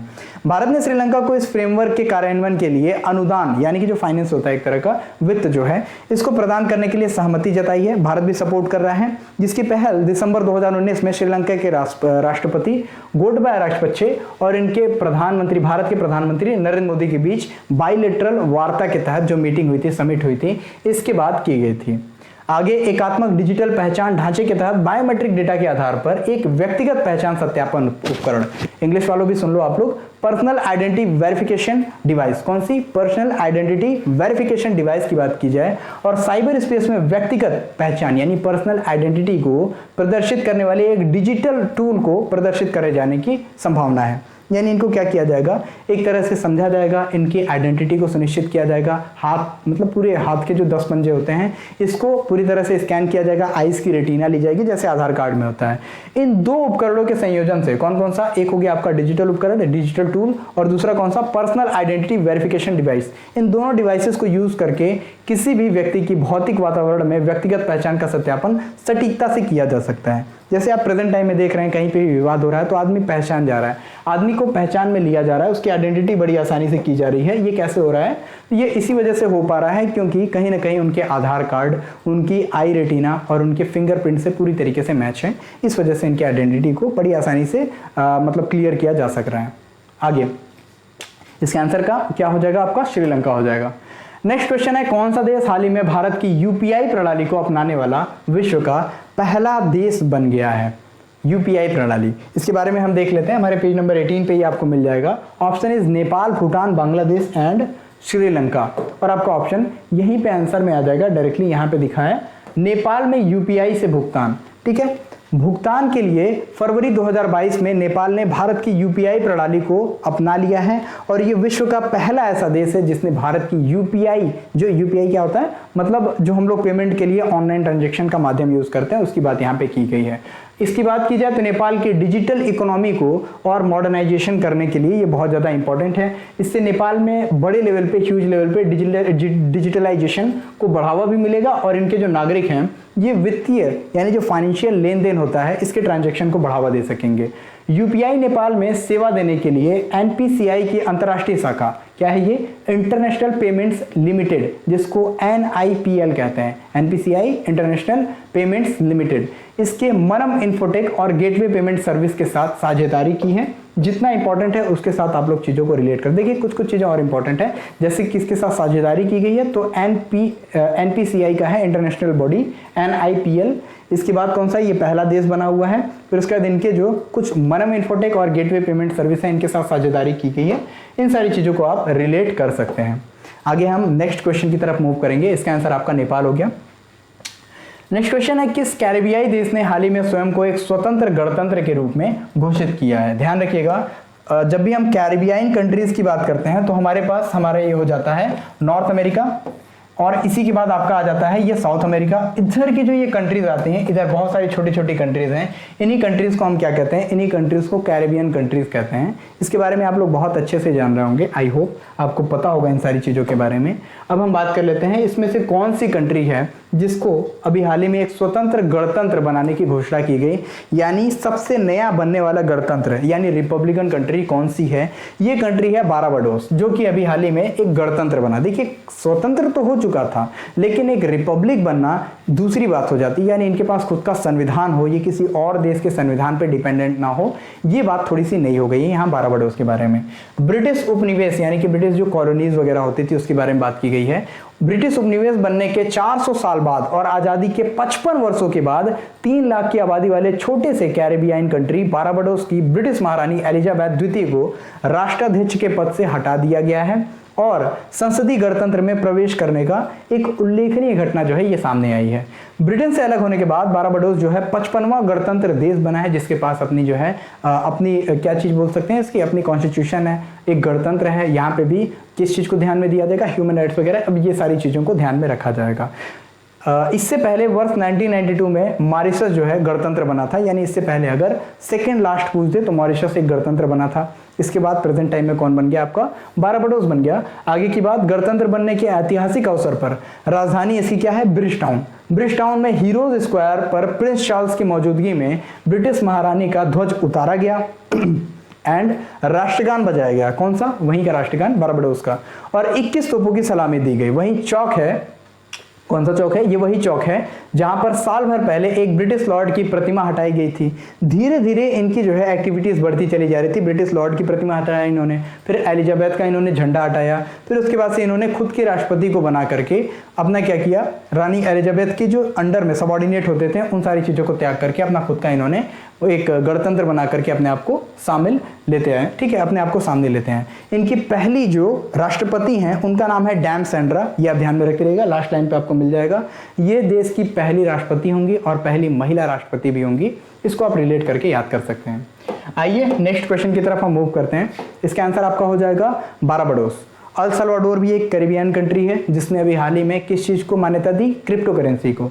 ठीक, एंटीगुआ बारबुडा बहुत ज़्यादा इंपॉर्टेंट हो जाता है। इंटरनेशनल सोलर अलायंस, आगे हम लोग पढ़ेंगे। आईएसए का 102वां अभी मेंबर जो बना है वही देश बना है। क्यूबा की बात की जाए तो क्यूबा और अमेरिका के बीच में तो कॉन्फ्लिक्ट लगे रहते हैं। चीनी का कटोरा क्यूबा को ही बोलते हैं। आगे नेक्स्ट हाल ही में किस देश में सेना के द्वारा तख्ता पलट कर दिया गया? तो बहुत सारे देशों में किया गया, बट आपको ऑप्शंस में देखना है कहां कहां पे किया गया। पाकिस्तान, अफगानिस्तान, सूडान, इथियोपिया, उपरोक्त में से कोई नहीं या एक से अधिक। ध्यान रखिएगा, आंसर आपका हो जाएगा सूडान। सूडान में अभी हाल ही में, सूडान देखिए छोटा सा देश है, कैरिबियन कंट्री है।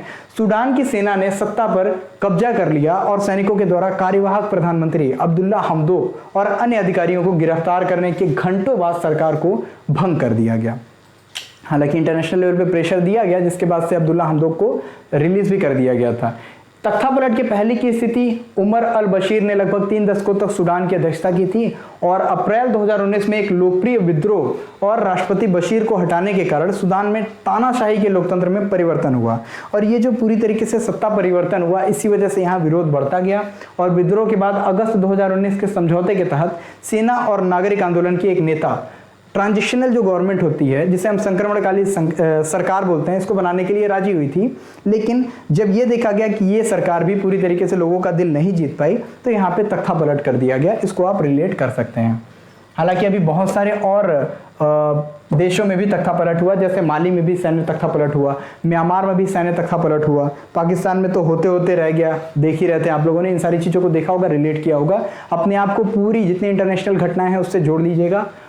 ये सब देखने से ज़्यादा कि बुलडोजर बाबा का बुलडोजर कहाँ चला, ये भी देखिए कहाँ पे क्या क्या चीज़ें इंपॉर्टेंट घटित हो रही हैं। इंटरनेशनल एस्पेक्ट में जितने भी चीज़ें होती हैं बहुत ज़्यादा इंपॉर्टेंट है। ओके, निम्न में से किसने COP26 यानी conference of parties 26 climatal meet में ओसोवॉग OSOWOG पहल की शुरुआत की? Narendra Modi, Boris Johnson, Scott Morrison, Joe Biden. इनमें से कोई नहीं या एक से अधिक। ध्यान रखिएगा, इसमें ऑप्शन आपका हो जाएगा इनमें से कोई नहीं तो नहीं होगा, एक से अधिक वाला ऑप्शन, मतलब कि पांचवा ऑप्शन ही होगा, उसको आप रिलेट कर सकते हैं। देखिए, one sun one world one grid, जिसको हम क्या बोलते हैं, OSOWOG, इस पहल की अभी हाल ही में शुरुआत की गई COP26 के क्लाइमेटल मीट में, जिसमें ब्रिटेन और अब अमेरिका की, मतलब एक तरीके से ब्रिटेन ने और अब अमेरिका ने भी क्या किया, इस पहल को अपना समर्थन दे दिया है। इसकी शुरुआत किसने की? तो संयुक्त रूप से ग्लासगो में ब्रिटिश समकक्ष बोरिस जॉनसन, नरेंद्र मोदी, इन लोगों ने क्या किया, इसको पूरी तरीके से एग्जीक्यूट किया। इसके तहत होगा क्या, तो इन्होंने पहले तो घोषणा कर दी, इन्होंने समाधान एक तरीके से किया किस चीज की, ऊर्जा चुनौती से निपटने के लिए। आप जानते हैं कि सोलर ऊर्जा इस समय बहुत ही ज़्यादा बेहतरीन सोर्स हो सकता है। जितनी सन एनर्जी आती है, जितनी सोलर एनर्जी आती है, इसको बेहतर तरीके से यूटिलाइज की जाए, इसके लिए ये सारी चीज़ों को आगे बढ़ाया जा रहा है। तो इसको आप रिलेट करके देख लेंगे। तो आंसर आपका नरेंद्र मोदी, बोरिस जॉनसन। हालांकि आप देख सकते हैं जो बाइडेन का भी इसमें एक तरीके से ये बोल सकते हैं कि इसमें इनकी परमिशन थी, तो आपका 5वां नंबर हो जाएगा।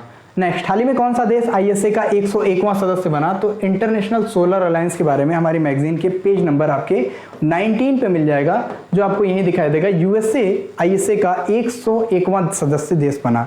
ISA की बात की जाए तो इंटरनेशनल सोलर अलायंस, ये फ्रांस और इंडिया ने मिल करके COP21 की मीटिंग में इसको बनाया था, जिसके तहत जितने भी देश के, अगर आप लोग देखेंगे पूरे, हम लोग किस चीज को देखेंगे, हम लोग अपने अगर ग्लोब को देखें या अपनी पृथ्वी को देखें, ठीक है। तो जब हम अपनी पृथ्वी को देखते हैं तो पृथ्वी में कुछ रेखाएं हैं, ये आपका कर्क रेखा, ये मकर रेखा, ये आपका है भूमध्य रेखा। कर्क, मकर एंड भूमध्य रेखा यानी कि Tropic of Cancer, Tropic of Capricorn and जो आपका इक्वेटर होता है, इन देशों यानी कि इन क्षेत्रों के बीच में आने वाले जो देश हैं, इन देशों को माना जाता है कि वर्ष भर यहाँ पे सूर्य की रोशनी सीधी पड़ती है। तो यहाँ पे सूर्य की ऊर्जा का, सोलर एनर्जी का अच्छे तरीके से यूज किया जा सकता है। इसको यूज करने के लिए ISA की प्रावधान को लाया गया, जिसका हेडक्वार्टर गुरुग्राम हरियाणा में है। इसको आप रिलेट कर लेंगे। इकलौती ऐसी अंतर्राष्ट्रीय संधि है जिसका हेडक्वार्टर भारत में है। ओके, तो ये घोषणा 10 नवंबर 2021 को की गई UNFCCC COP26 में, ठीक है। इसमें कहा गया कि अब क्या है, जितने भी जैसे मैंने आपको बताया कर्क और मकर रेखा के बीच की जो कंट्रीज हैं, इन्हीं कंट्रीज को शामिल किया जाता था ISA में, बट ये कहा गया कि अब कर्क और मकर रेखा के बीच में आए या ना आए, इनको भी शामिल किया जाएगा ISA के मेंबर के रूप में। तो इस वजह से अभी हाल ही में USA शामिल हुआ और इसके बाद एंटीगुआ बाराबुडा ये भी इसमें शामिल हुआ। तो 102 कंट्रीज टोटल इसमें शामिल हो चुकी हैं। अभी तक की बात की जाए तो ISA में 124 देश मिल करके इसका गठबंधन बना चुके हैं। इसकी शुरुआत भारत और फ्रांस ने की थी। भारत ने इसकी स्टार्टिंग, मतलब भारत इसके शुरुआतकर्ता देशों में है। अधिकांश सदस्य देश ऐसे हैं जहां सूर्य का प्रकाश पर्याप्त मात्रा में प्राप्त होता है और आंशिक रूप से या पूरी तरीके से कर्क और मकर रेखा के बीच में ये स्थित हैं। इसके बारे में पूरी चीज बताई गई है। 2015 में COP26 के जो 30 नवंबर 2015 की मीटिंग हुई थी, उसमें ये सारी चीजों की घोषणा की गई थी। ओके, आइए और चीजों को देखते हैं जो हमारे लिए और इंपॉर्टेंट है। नेक्स्ट क्वेश्चन भी आपका वेट कर रहा है और नेक्स्ट क्वेश्चन इसका आंसर कौन सा हो जाएगा आपका? अमेरिका यानी यूएसए 101वां देश बना है। बात करें 102वां देश कौन बना है तो आपका हो जाएगा एंटीगुआ बारबुडा। ओके, न्यू की बात करें तो न्यू कौन सा बन गया? न्यू के बारे में आप बताएंगे, ये भी एक नया सदस्य देश बना है। किसका बना है? बनाएंगे। जैसे यूएनओ का 93वां सदस्य देश कौन सा बना है? ये बना है आपका साउथ सुडान। ठीक है, तो इसी तरीके से 68वां सदस्य देश WTO का बना था आपका न्यू, इसको भी आप ध्यान में रख सकते हैं। आगे आ जाता है निम्न में से कौन सा देश LMDC समूह का हिस्सा है? लाइट माइंडेड, देखिए यहाँ पे आपका दिया हुआ है। पहले 4 ऑप्शन, भारत, चीन, इंडोनेशिया, ईरान, उपरोक्त में से कोई नहीं या एक से अधिक। आइए देखते हैं पेज नंबर 19 में इसके बारे में स्टार्टिंग है। Like minded developing countries, like minded यानी एक तरह के दिमाग वाले डेवलपिंग कंट्रीज यानी विकासशील देशों की बात की गई है। अभी हाल ही में चीन, भारत, अफ्रीकी देशों जैसे अधिकांश डेवलपिंग कंट्रीज ने जलवायु वित्त में धनी देशों के प्रति वर्ष में प्रतिवर्ष लगभग 1.3 ट्रिलियन अमेरिकी डॉलर की मांग की है। इन्होंने कहा है कि आप लोग तो डेवलप्ड कंट्रीज हो, हम लोग तो डेवलपिंग कंट्रीज हैं, तो आप लोग विकसित देश हो, तो थोड़ा सा सोलर जो एनर्जी है इसको बढ़ावा देने के लिए थोड़ी कोशिश कीजिए। 1.3 ट्रिलियन अमेरिकी डॉलर कम से कम आप एक साल में थोड़ा आप जुटाइए ताकि हमारे भी देशों के लिए किसी तरह की प्रॉब्लम ना सामने आ सके। 24 देशों के समूह ने खुद को लाइक माइंडेड डेवलपिंग कंट्रीज यानी LMDCs कहते हैं। और अफ्रीका के देशों की बात करें तो अफ्रीका के देशों ने, ये आप यहाँ पे थोड़ा सा ऐसे छोटा कर लेंगे, ठीक है, अफ्रीका के देशों ने वित्त के प्रवाह को बढ़ाने के लिए इस प्रस्ताव को और ज्यादा आगे रखा है। भारत, चीन, इंडोनेशिया, ईरान, ध्यान रखिएगा यही चारों ऑप्शन थे आपके। भारत, चीन, Indonesia, Iran, Malaysia, Sri Lanka, Bangladesh और फिलीपींस जैसे देशों के साथ LMDC समूह के जो हैं इनके हिस्से बने हुए हैं। इसके बारे में, पूरे समूह के बारे में यहाँ लिखा हुआ है, जो कि दुनिया की 50% आबादी का क्या करते हैं? प्रतिनिधित्व करते हैं। समान विचारधारा वाले समूहों के सदस्य देशों में Bangladesh, Algeria, Bhutan, Belarus, Cuba, चीन, भारत, मिस्र, Iran, Indonesia, Malaysia, Nepal, Myanmar, Sri Lanka, Pakistan, Philippines, Syria, Sudan, Vietnam और जिम्बाब्वे शामिल हैं। पूरी तरीके से डीप एनालिसिस कीजिए, माइक्रो एनालिसिस कीजिए, जितनी डेवलपिंग कंट्रीज हैं वो सभी इसके पार्ट हैं, तो इस वजह से आपका आंसर हो जाएगा एक से अधिक, यानी कि 5वां नंबर option E is the right option. Okay, next question आपके सामने आ गया। हाल ही में 16वें पूर्वी एशिया शिखर सम्मेलन, जिसे EAS कहते हैं, यानी कि ईस्टर्न एशियन समिट, जिसे हम शिखर सम्मेलन कहते हैं, तो समिट की बात की गई है। इसमें भारत का प्रतिनिधित्व किसने किया था? S जयशंकर, हर्षवर्धन श्रृंगला, राजनाथ सिंह, नरेंद्र मोदी, इनमें से कोई नहीं या एक से अधिक। आइए देखते हैं पेज नंबर 20 पे इसके बारे में क्या लिखा हुआ है। पेज नंबर 20 पे 16वां पूर्वी एशियाई शिखर सम्मेलन, जिसे EAS के नाम से हम लोग जानते हैं, जिसका प्रतिनिधित्व भारतीय प्रधानमंत्री नरेंद्र मोदी ने किया था, इसकी बात यहाँ पे की गई है। इस सम्मेलन में इंडो पैसिफिक, दक्षिण चीन सागर, संयुक्त राष्ट्र समुद्री कानून संधि, जिसे UN क्लॉज बोलते हैं, आतंकवाद और कोरियाई प्रायद्वीप जो है, कोरियन प्रायद्वीप की बात की गई है। ये साउथ कोरिया और नॉर्थ कोरिया दोनों को मिला करके बताता है। इस प्रायद्वीप तथा म्यांमार की स्थिति सहित महत्वपूर्ण क्षेत्रीय और अंतर्राष्ट्रीय मुद्दों पर चर्चा की गई। आगे की बात करें तो लचीली वैश्विक मूल्य श्रृंखला, इसकी बात की गई। यहाँ पे वैश्विक मूल्य श्रृंखला ने महत्व पर मतलब वैश्विक जो मूल्य श्रृंखला है यानी वैल्यू की, वर्ल्ड लेवल पे जो वैल्यू की जो सीरीज है उस पर थोड़ा सा बल दिया गया, उसके महत्व पर बल दिया गया कि एक दूसरे से अगर हम लोग देशों को जोड़ते हुए चलें तो हमारा व्यापार अच्छा होगा और मानव जीवन जो है पूरी तरीके से डेवलप करता हुआ चला जाएगा। इंडो पैसिफिक देशों को क्वाड प्रायोजित वैक्सीन उपलब्ध कराने के लिए भारत की प्रतिबद्धता को दोहराया गया कि हम लोग प्रतिबद्ध हैं। ये ऐसा नहीं है कि हम लोगों ने कोई बहुत बड़ा काम कर दिया इंडिया ने, तो एक तरीके से होता है महान काम करने के बाद खुद को मतलब घमंड में नहीं आ जाना। तो ये सारी चीज भारत के इसमें दिखाई दी। तो ये सारी चीजों को आप लोग बहुत अच्छे से पढ़ सकते हैं। ओके, कुछ क्वेश्चंस और हैं और क्वेश्चंस को हम लोग यहाँ पे देख लेते हैं। जैसे कि आपका है नेक्स्ट क्वेश्चन क्या है यहाँ पे, हाल ही में COP26 जलवायु सम्मेलन के आयोजन की बात की गई, ये कहाँ पे किया गया? ग्लासगो, आयरलैंड, बाली, पेरिस, उपरोक्त में से कोई नहीं या एक से अधिक। और ऑप्शन का आंसर आपका सिंपल है। अभी हाल ही में क्या है, ये COP26 की जो मीटिंग हुई थी जलवायु सम्मेलन के नाम से जिसे हम लोग जानते हैं, इसको कहाँ पे चलाया गया? इसको कहाँ पे लाया गया था? इसको 31 अक्टूबर 2021 से 12 नवंबर 2021 के बीच यूनाइटेड किंगडम के ग्लासगो में 26वीं जलवायु सम्मेलन के रूप में आयोजन किया गया। इसमें हीट वेव, सूखे, अत्यधिक वर्षा और समुद्र के जल स्तर में वृद्धि पर प्रकाश डाला गया। और अब हर 5 साल के बजाय अगले साल तक तमाम देश अपनी 2030 क्लाइमेट कार्रवाई योजना के लिए NDC यानी राष्ट्रीय स्तर पर निर्धारित योगदान को ज़्यादा मजबूत करेंगे। यानी पहले होता था 5 साल पे बताया जाता था कि आपने कितना योगदान किया, अब हर साल ये सर्वे किया जाएगा, क्योंकि एक रिपोर्ट के अनुसार माना जा रहा है कि सन 2100 यानी कि सन 2100 में अगर देखा जाए तो पृथ्वी का जो टेम्परेचर है बहुत ज़्यादा हाई हो जाएगा, जो कि अगर हम लोग देखें तो लगभग अभी 1.5 डिग्री सेल्सियस टेम्परेचर है, अगर वो 2 डिग्री सेल्सियस टेम्परेचर पर पहुंच जाता है औसत तापमान, तो बहुत सारे ग्लेशियर्स पिघल जाएंगे और बहुत सारे जितने भी कोस्टल एरियाज के जितने देश हैं या फिर सीमा पे जितने राज्य हैं वो सब डूब जाएंगे, और श्रीलंका या क्यूबा जैसे देश, या फिर हम लोग बोल सकते हैं मालदीव एंड ये सब जो एरियाज आपके ये हो जाते हैं, मॉरिशस जैसे देश, ये डूब जाएंगे पूरी तरह से।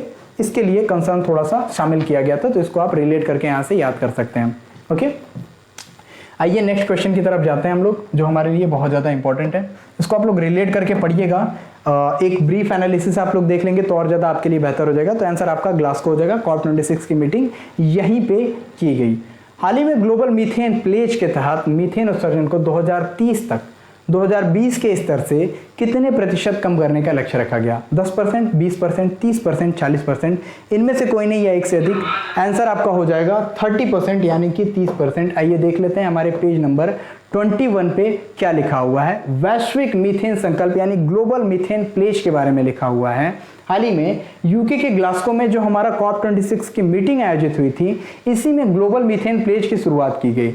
यहाँ पे संयुक्त राज्य अमेरिका और यूरोपीय संघ के नेतृत्व में इसको स्टार्ट किया गया एक प्रयास है।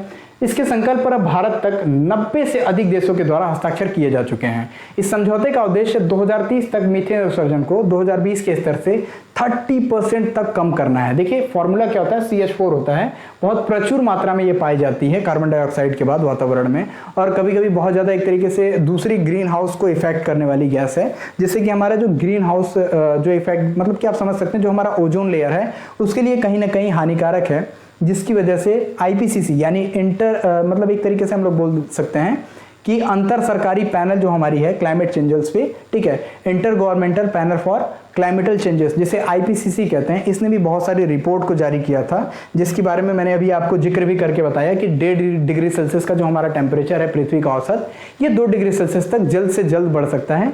उसके लिए कहीं ना कहीं कंसर्न जताया गया है, और इसीलिए यहाँ पे 1 डिग्री सेल्सियस की जो शुद्ध वृद्धि में लगभग आधी वृद्धि मीथेन की वजह से हुई है, उसको कम करने के यहाँ पे संकल्प लिया गया है। तो इसको आप लोग रिलेट कर सकते हैं, पूरा पढ़ लीजिएगा, बहुत इंपॉर्टेंट है। नेक्स्ट क्वेश्चन है, किस देश ने हाल ही में गर्भपात को यानी जो अबॉर्शन होता है इसको गैर आपराधिक घोषित कर दिया गया है, यानी इसको क्राइम की श्रेणी से बाहर रख दिया गया है? भारत, पाकिस्तान, मैक्सिको, कनाडा, उपरोक्त में से कोई नहीं या एक से अधिक? आइए देखते हैं इसका आंसर क्या है।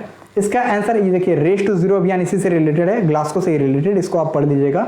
बहुत इंपॉर्टेंट नहीं था इस वजह से इसको मैंने ऐड नहीं किया, बट इसको आप पढ़िएगा जरूर, बहुत ज़्यादा जरूरी है चीज़ों को पढ़ना। मैक्सिको में जो अबॉर्शन है इसको अभी हाल ही में गैर आपराधिक यानी कि डीक्रिमिनलाइज घोषित कर दिया गया है, और इस फैसले को सुनाया गया है कि गर्भधारण को समाप्त करने के लिए आपराधिक दंड को असंवैधानिक माना जा सकता है। हालांकि प्रेजेंट टाइम में बहुत सारे जो हमारे ह्यूमन राइट्स की जो काउंसिल्स हैं, इन्होंने भी बहुत सारी ऐसी आवाज़ को उठाया कि अबॉर्शन है ये ह्यूमन राइट्स का इशू है या नहीं है, इसको करना चाहिए नहीं करना चाहिए। बहुत सारे विरोध विवादों के बाद अभी प्रेजेंट टाइम में मैक्सिको ने ऐसी घोषणा कर दी है, तो इसको आप रिलेट कर लेंगे। हालांकि इससे पहले की बात की जाए तो कोहियुला राज्य में अवैध गर्भपात कराने वाली महिलाओं के लिए 3 साल तक की जेल की सजा का प्रावधान था, तो अब यह निर्णय ले लिया गया है। तो अब ऐसा मतलब किया जा सकता है, गर्भपात वगैरह को लीगल कर दिया गया है। कहाँ पे? मैक्सिको में। नेक्स्ट है, हाल ही में फेसबुक का नया नाम क्या कर दिया गया? बड़ा सिंपल सा, फेसबुक का नया नाम कर दिया गया है मेटा, जो कि मेटावर्स पे डिपेंडेंट है। मेटावर्स का मतलब क्या होता है? मेटा मतलब होता है आपका परे। परे मतलब किससे परे? तो वर्स यानी कि सोच से परे, ठीक है। तो सोच से परे जो एक तरह की आइडियोलॉजी को लेकर के आया है हमारा फेसबुक, जिसके CEO मार्क जुकरबर्ग ने इसका नाम चेंज करके मेटा कर दिया है। तो इसको आप रिलेट कर लेंगे बहुत ही आसानी से, ठीक है। आइए नेक्स्ट क्वेश्चन की तरफ हम मूव करते हैं, जो हमारे लिए बहुत इंपॉर्टेंट है। नेक्स्ट क्वेश्चन आपके सामने, किस देश ने विश्व की पहली सेल्फ ड्राइविंग ट्रेन प्रारंभ की? जापान, चीन, जर्मनी, भारत, इनमें से कोई नहीं या एक से अधिक? और आंसर आपका हो जाएगा जर्मनी। आइए देख लेते हैं हमारे पेज नंबर 21 में विश्व के पहली सेल्फ ड्राइविंग ट्रेन के बारे में बताया है, जिसको जर्मन रेल ऑपरेटर ड्यूस बहन ने और औद्योगिक समूह सीमेंस ने दुनिया में एक तरीके से सामने लेके आया है। इसमें क्या कर सकते हैं कि इस ट्रेन को ड्राइवर की जरूरत नहीं है, ये पूरी तरीके से ड्राइवरलेस ट्रेन है, तो इसको आप रिलेट करके याद कर सकते हैं। ओके, और ये पहली ऐसी ट्रेन है जो कि ड्राइवरलेस होगी, तो उसको आप रिलेट कर लेंगे पेज नंबर 21 से। ठीक है, ऐसे ही जापान ने अभी एक ट्रेन चलाई थी जिसको कि हाइड्रोजन पर आधारित ट्रेन के नाम से जानते हैं हम लोग। और चीन की बात की जाए तो maglev train, high speed train, 600 kilometre per hour की स्पीड। भारत अभी बुलेट ट्रेन स्टार्ट करने में है, धीरे धीरे ये भी आ जाएगा, चिंता ना कीजिए। ठीक, बस ठंड रखिए, जल्दी आएगा।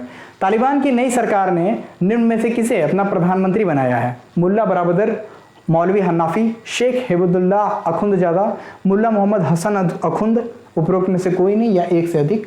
तो देखिए इसका आंसर क्या हो जाएगा आपका, इसका आंसर यहीं पे है। तालिबान परिकरण से 16 अगस्त 2021 को जब बगराम एयरबेस से कौन चला गया, अमेरिका की जो मिलिट्री थी एंड नाटो की जो फोर्सेस थी, ये इन लोगों ने जब वापस जाने का निर्णय लिया, तो इसके बाद तालिबान ने आकर के क्या किया, पूरी तरीके से इस पर कब्जा किया। और कब्जे के बाद 16 अगस्त 2021 को तालिबान ने अफगानिस्तान पर नियंत्रण करने के बाद अपना मंत्रिमंडल बनाया। नई सरकार में मुल्ला मोहम्मद हसन अखुंद को अफगानिस्तान का नया प्रधानमंत्री बनाया गया, तो ये आपका आंसर हो जाएगा। मुल्ला बराबदर और मौलवी हन्नाफी को उप प्रधानमंत्री बनाया गया, यानी कि डिप्टी पीएम। और इनके प्रमुख के रूप में शेख हेबतुल्ला, यह शेख हेबतुल्ला अखुंदजादा, इनको सुप्रीम लीडर के रूप में राष्ट्रपति के लेवल का लगभग इनको जो पोस्ट है ये दे दिया गया, तो ये आप ध्यान में रख सकते हैं। हालांकि इससे पहले जो हमारा अफगानिस्तान हुआ करता था उसमें कौन से थे, इसको आप लोग अगर याद हो तो कमेंट सेक्शन में बता सकते हैं, उसमें राष्ट्रपति कौन थे ये आप ध्यान में रख सकते हैं, बड़ी आसानी से आंसर कर सकते हैं। ठीक है, नेक्स्ट क्वेश्चन की तरफ हम मूव करते हैं। इसका आंसर आपका हो गया, ये ध्यान में रखते रहेगा, Sheikh Hibatullah Akhundzada. Okay, next sorry Akhundzada तो ये थे सुप्रीम लीडर, मुल्ला मोहम्मद हसन अखुंद है। ओके, नेक्स्ट क्वेश्चन है, हाल ही में G20 शिखर सम्मेलन की 16वीं बैठक का आयोजन कहां पे किया गया? तो 16वीं बैठक अभी हाल ही में हुई, जिसका आयोजन रोम, ग्लासगो, पेरिस, बाली या कहां पे किया गया? तो आंसर देख लीजिए आप लोग, बड़ी आसानी से यहाँ पेज नंबर 22 पे आप पढ़ सकते हैं, तालिबान के बारे में आप लोग देख लीजिएगा। ठीक है, और जो इंपॉर्टेंट थी जैसे रोम घोषणा और G20 शिखर सम्मेलन, जिसको अभी हाल ही में 30 और 31 अक्टूबर 2021 को इटली के रोम शहर में स्थापित, मतलब एक तरीके से आयोजित किया गया, और इसकी अध्यक्षता इटली के प्रधानमंत्री मोरियो डैग्री के द्वारा की गई। इस शिखर सम्मेलन का समापन G20 नेताओं के द्वारा रोम घोषणा पत्र को अपनाने के साथ हुआ। मोटो की बात की जाए तो शिखर सम्मेलन का मोटो इस बार का था people, planet and prosperity, triple P, इसको जरूर याद रखिएगा, ये मोस्ट इंपॉर्टेंट हो जाता है। पीपल, प्लैनेट एंड प्रॉस्पेरिटी, ये इस बार का क्या था, थीम था। एंड जलवायु परिवर्तन का जो एजेंडा था, इन सारी चीजों में G20 राष्ट्र के नेताओं द्वारा क्या क्या प्रतिबद्धता जाहिर की गई, इसके बारे में यहाँ पे बताया गया। G20 के जो पूर्णकालिक सदस्य हैं इनके बारे में भी आप लोग पढ़ लीजिएगा, ये सारी चीज आपके सामने दिया हुआ है। तो आंसर आपका कौन सा हो जाएगा, रोम। ओके, एंड कौन सा देश क्वाड का सदस्य नहीं है? बड़ा सिंपल सा question, Bharat, America, Japan, Britain, चार ऑप्शन में से क्वाड यानी जो चार देशों का एक व्यापारिक समूह है, एक व्यापारिक संगठन है, इसके बारे में हम बात कर लेते हैं, इसके बारे में हम समझ लेते हैं। तो क्वाड देशों के संगठन में चार देशों में कौन कौन से देश हैं? भारत, अमेरिका, जापान, और चौथा देश आपका कौन सा हो जाता है? चौथा देश आपका ऑस्ट्रेलिया होता है, जिसकी जगह पे ब्रिटेन लिखा हुआ है, तो यहाँ पे आपका ब्रिटेन ही इसका सदस्य देश नहीं होगा। बात करें क्वाड की, तो क्वाड शिखर सम्मेलन अभी हाल ही में चर्चा में आया था, और इसके बाद से क्वाड के बारे में हम लोगों ने देखा था, जिसने कि बीच में क्या है, क्वाड नेताओं की पहली इन पर्सन बैठक को आयोजित किया। और इसके दौरान सामरिक क्षेत्र में चीन की बढ़ती सैन्य उपस्थिति के साथ साथ जलवायु परिवर्तन, कोविड-19 महामारी, हिंद प्रशांत क्षेत्र के जितने भी चैलेंजेस थे, इन सारे मुद्दों पे क्या किया गया, बातचीत की गई, और इन सारे मुद्दों पे क्या किया गया, इनकी बहस को करके और आगे का जो मैटर था उस पे जो है क्या किया गया, बीच का रास्ता निकालने की कोशिश की गई। क्वाड क्या है, इसके बारे में आप यहाँ पे पढ़ सकते हैं, चतुर्भुज सुरक्षा संवाद, जिसे हम लोग क्वाड्रिलेटरल सिक्योरिटी डायलॉग के नाम से जानते हैं। चार देशों का संगठन जो आपस में मिलकर के क्या करते हैं, व्यापारिक समूह के रूप में कार्य करते हैं, और व्यापारिक समूह के साथ साथ ये जितने भी इंटरनेशनल लेवल पे डेवलपमेंट का काम होता है उन सारे काम को एग्जीक्यूट करते हैं। तो इसको आप रिलेट कर लीजिएगा। ये हमारे इंटरनेशनल करंट अफेयर्स मैगजीन, जो हमारा BPSC 67 के लिए स्पेशल प्रोग्राम की गई मैगजीन है, उसका पहला पार्ट था। इसके बाद आप लोग दूसरे पार्ट को देखेंगे, उसके लिए भी तैयार रहिएगा, वो भी बहुत जल्द आपको प्रोवाइड होगा। रेगुलर बेसिस पे एक टाइम बना लीजिए, बस थोड़े थोड़े टाइम के इस वीडियोस को फास्ट करके चाहिए तो देख लीजिए, स्लो करके चाहिए तो देख लीजिए, रोक करके चाहिए तो देख लीजिए, लेकिन देखिए जरूर, ताकि आपकी मेहनत, जो आपकी मेहनत है, उसको किसी न किसी तरीके से कुछ ना कुछ पेमेंट मिले, because hard work always page. तो आपका भी पेमेंट मिलेगा, ये तय है। आपका पेमेंट बिल्कुल मिलेगा, बस मेहनत करते रहिए। कोशिश करने वालों की कभी हार नहीं होती। जय हिंद, भारत माता की जय।